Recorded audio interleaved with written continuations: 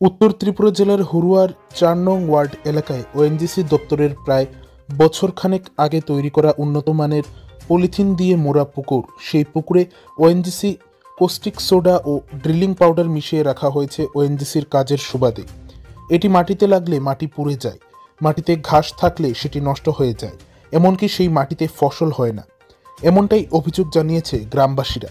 গত দুদিন ধরে মুষলধারে বৃষ্টি হচ্ছে উত্তর জেলায়, যার ফলে ওএনজিসির পুকুর থেকে বিষাক্ত জল বেরিয়ে আসছে এবং গ্রামের চাষযোগ্য জমি থেকে শুরু করে পাশে থাকা কাকরি নদীতে গিয়ে ওই বিষাক্ত জল পড়ছে। গ্রামবাসীরা আরও অভিযোগ করেন, ওই বিষাক্ত জল থেকে আসা দুর্গন্ধে তারা থাকতে পারছে না। তাছাড়া গৃহপালিত পশু ঘাস খেতে গেলেও সেই বিষাক্ত জল তাদের মুখে প্রবেশ করছে, যার ফলে পশুগুলি অসুস্থ হয়ে পড়ছে। কিছুদিন পূর্বেও বৃষ্টির কারণে এই পুকুর থেকে জল বেরিয়ে এসেছিল, তখন তারা সাথে সাথে খবর দেয় কদমতলা আরক্ষা দপ্তরে। আরক্ষা দপ্তর থেকে এসে তারা পরীক্ষা নিরীক্ষা করে দেখেছিলেন। তারপর গ্রামবাসীরা এই সমস্ত ঘটনা সম্পর্কে আগরতলায় অবস্থিত ওএনজিসি কর্তৃপক্ষের কাছে লিখিত অভিযোগ জানায়, কিন্তু ওএনজিসি কর্তৃপক্ষ এ ব্যাপারে এখন পর্যন্ত কোনো পদক্ষেপ নেয়নি, যার ফলে ৬ মে সোমবার দুপুর আনুমানিক ১২টা নাগাদ ওএনজিসি কর্তৃপক্ষের বিরুদ্ধে গ্রামবাসীরা বিক্ষোভ প্রদর্শন করে। পাশাপাশি গ্রামবাসীরা রাজ্য সরকারের কাছেও এ ব্যাপারে সাহায্যের আর্জি করেছেন। এখন দেখার বিষয় তাদের এই সমস্যার কত দ্রুত সমাধান হয়। প্রায় ১ মাস আগে একদিন রাত্রেবেলা প্রচণ্ড ঝড় বৃষ্টি হয়েছে। ঝড় বৃষ্টিতে গিয়ে তারা কস্টিক, তারা বক্তব্য ওএনজিসি স্টাফের বক্তব্য কেন তারা কস্টিক সোডা দিয়া তারা ওই যে ডিলিং করে এবং ডিলিং পাউডার দিয়া ওই ডিলিং পাউডারগুলো এক জায়গাতে যাতে জমা হয়, তারা একটা পুকুর করছে। পুকুরের মধ্যে টোটাল পুকুরটার মধ্যে ভালো উন্নত মানের পলিথিন দিছে। এটা যদি তারা কইছে মাটিতে লাগে তাহলে মাটি নষ্ট হয়ে যাব, মাটি জ্বলে যাব, মাটিতে কোনোদিন কোনো গাছপালাও হইতো নাই, তো সমস্যা হইব। যার ফলে তারা খাটা তারা বেড়া দেওয়া রাখছে। তখন প্রায় ১ মাস আগে একদিন এভাবে রাত্রেবেলা বৃষ্টি দিয়েছে, বৃষ্টি দিয়া ওই বাঁধ ভাঙ্গিয়া জল যাওয়া আরম্ভ হয়েছে। আমরা অনেকক্ষণ এলাকাবাসীর মানুষ প্রায় ৫০-৬০ জন জমিয়া তার সাথে কথাবার্তা কইছি, তারা রেসপন্স দিয়েছেন। রাত্রেবেলা আমরা কোনো উত্তর না পাইয়া আমরা কদমতলা প্রশাসনের নিকট দ্বারস্থ হয়েছি।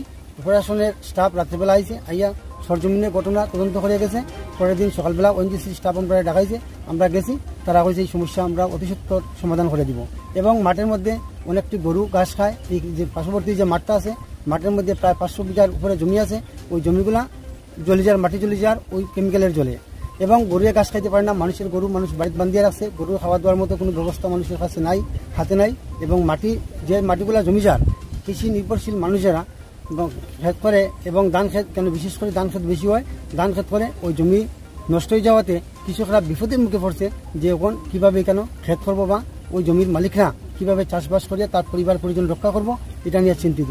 এবং রাস্তা, এই যে রাস্তার উপরে আমরা দাঁড়িয়ে আছি, ওই রাস্তাটা বর্তমান সময়ে ওই ওএনজিসির গাড়ি এবং ওএনজিসির জল যাওয়াতে এবং ওই যে তাদের কেমিক্যালের জল যাওয়াতে রাস্তার বেহাল অবস্থা, ভেঙে যাচ্ছে রাস্তা, মানুষ চলাচল করতে পারছে না। বাইক নিয়ে, টুকটুক নিয়ে, অনেক টুকটুক চালক আছে, তারাও যাতায়াত করতে পারছে না, মানুষ পায়ে হেঁটে যাতায়াত করতে পারছে না, যার ফলে এলাকাবাসী প্রচণ্ড বিপদের মুখে আছে। আমরা চাই অতি সত্বর আমাদের ওই সমস্যাগুলোর সমাধান যদি হয় এবং আমরা উপকৃত হব। আর সবচেয়ে বড় বিষয় যেটা হচ্ছে পলিউশন, এখানে এত খারাপ গন্ধ, ওই কেমিক্যালের জল থেকে খারাপ গন্ধ, আমরা বাড়ি করে গন্ধর যন্ত্রণা থাকতে পারছি না। এবং এই গন্ধ তাদের সাথে আমরা আলাপ আলোচনা করার পরও সমস্যা সমাধানের জন্য কোনো ধরনের উদ্যোগ গ্রহণ করছি না, যার ফলে আজকে আমরা সবাই মিলে সাংবাদিকের শরণাপন্ন হয়েছি। আমাদের সমস্যা যাতে চিরতরে সমাধান হয়। রাস্তা এবং আমাদের ওই যে রাস্তার সাইডে যে ওয়াল ছিল, এই ওয়াল এবং আমাদের প্রথম দিকে যে রাস্তা, স্টোরিং রাস্তা ছিল, ওই রাস্তা ভেঙে তারা নতুন রাস্তা তৈরি করেছে, অর্ধেক কাজ করেছে, সম্পূর্ণ কাজ করেনি। এবং মাঠে কৃষকদের যে ক্ষতি হয়েছে ওই ক্ষতিপূরণ পাওয়ার জন্য আমরা আশাবাদী।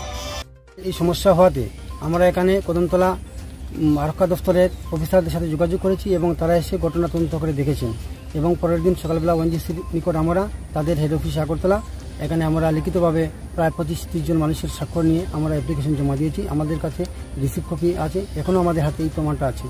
আমরা ভেবেছিলাম তখনের সময়ে আমাদের এই সমস্যাগুলোর সমাধান হবে, কিন্তু আজ ১ মাস গত হয়ে গেল, সমস্যার কোনো সমাধান হয়নি এবং আজকে আমরা আবার বিপদের মুখে পড়েছি। আমাদের সমস্যা অতি সত্বর সমাধান হওয়ার জন্য আমরা একান্তভাবে আশা করছি। নমস্কার।